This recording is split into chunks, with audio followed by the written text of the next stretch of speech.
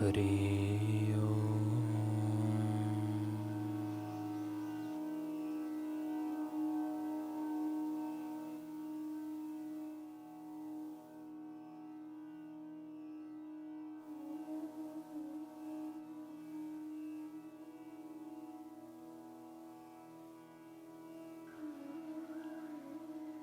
पुत्रदा एकादशी।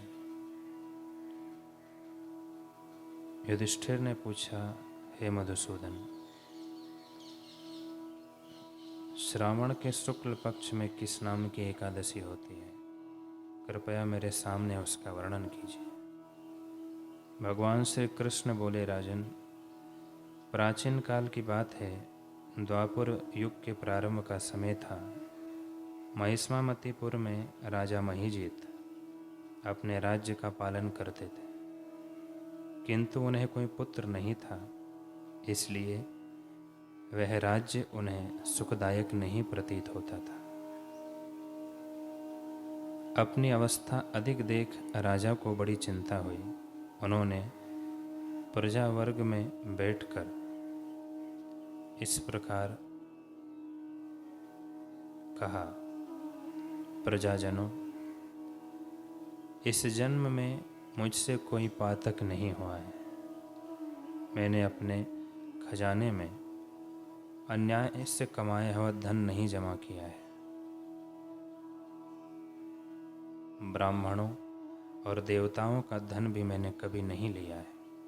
पुत्रवत प्रजा का पालन किया है। धर्म से पृथ्वी पर अधिकार जमाया है। दुष्टों को, चाहे वे बंधु और पुत्रों के समान ही क्यों न रहे हो, दंड दिया है। शिष्ट पुरुषों का सदा सम्मान किया है और किसी को द्वेष का पात्र नहीं समझा है। फिर क्या कारण है जो मेरे घर में आज तक पुत्र उत्पन्न नहीं हुआ? आप लोग इसका विचार करें। राजा के ये वचन सुनकर प्रजा और पुरोहितों के साथ ब्राह्मणों ने उनके हित का विचार करके गहन वन में प्रवेश किया। राजा का कल्याण चाहने वाले वे सभी लोग इधर उधर घूमकर ऋषि सेवित आश्रमों की तलाश करने लगे। इतने में उन्हें मुनि श्रेष्ठ लोमस जी के दर्शन हुए। लोमस जी धर्म के तत्वज्ञ, संपूर्ण शास्त्रों के विशिष्ट विद्वान, दीर्घायु और महात्मा हैं। उनका शरीर लोम से भरा हुआ है। वे ब्रह्मा जी के समान तेजस्वी हैं। एक एक कल्प बीतने पर उनके शरीर का एक एक लोम विशीर्ण होता है, टूट कर गिरता है, इसीलिए उनका नाम लोमस हुआ है।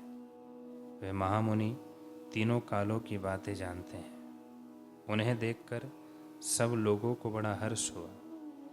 लोगों को अपने निकट आया देख लोमस जी ने पूछा, तुम सब लोग किस लिए यहाँ आए हो? अपने आगमन का कारण बताओ। तुम लोगों के लिए जो हितकर कार्य होगा उसे मैं अवश्य करूँगा। प्रजाजनों ने कहा, ब्राह्मण, इस समय महीजीत नाम वाले जो राजा हैं, उन्हें कोई पुत्र नहीं है। हम लोग उन्हीं की प्रजा हैं, जिनका उन्होंने पुत्र की भांति पालन किया है। उन्हें पुत्रहीन देख उनके दुख से दुखित हो हम तपस्या करने का दृढ़ निश्चय करके यहाँ आए हैं। द्विजतम, राजा के भाग्य से इस समय हमें आपका दर्शन मिल गया है। महापुरुषों के दर्शन से ही मनुष्यों के सब कार्य सिद्ध हो जाते हैं। हे मुने, अब हमें उस उपाय का उपदेश कीजिए जिससे राजा को पुत्र की प्राप्ति हो। उनकी बात सुनकर महर्षि लोमस 2 घड़ी के लिए ध्यान मग्न हो गए। तत्पश्चात राजा के प्राचीन जन्म का वृतांत जानकर उन्होंने कहा, प्रजावृंद सुनो।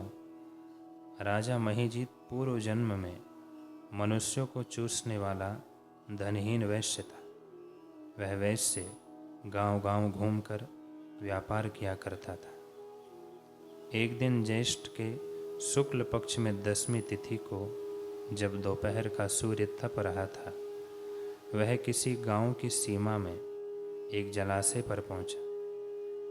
पानी से भरी हुई बावली देखकर वैश्य ने वहाँ जल पीने का विचार किया। इतने में वहाँ अपने बछड़े के साथ एक गो भी आ पहुँची।